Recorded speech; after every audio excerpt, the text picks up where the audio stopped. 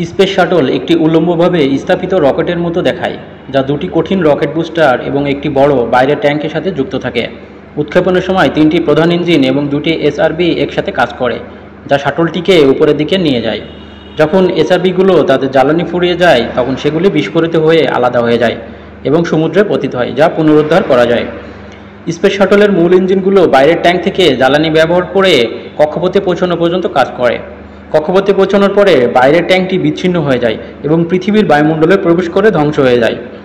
কক্ষপথে স্পেস শাটলের প্রধান ইঞ্জিন এবং অরবিটাল ম্যানুভারিং সিস্টেম ওএমএস ব্যবহার করে বিভিন্ন ধরনের ম্যানুভার করা যায়। এর মধ্যে রয়েছে কক্ষপথ পরিবর্তন করা, মহাকাশ স্টেশন বা অন্যান্য মহাকাশযানের সাথে মিলিত হওয়া এবং বৈজ্ঞানিক পরীক্ষা নিরীক্ষা করা। স্পেস শাটলটি মূলত একটি ছোট মহাকাশ স্টেশন হিসেবে কাজ করে, যেখানে মহাকাশচারীরা কয়েক সপ্তাহ পর্যন্ত থাকতে পারে। পৃথিবীতে ফেরার জন্য স্পেস শাটলটি তার কক্ষপথ থেকে সরে আসে এবং পৃথিবীর বায়ুমণ্ডলে প্রবেশ করে।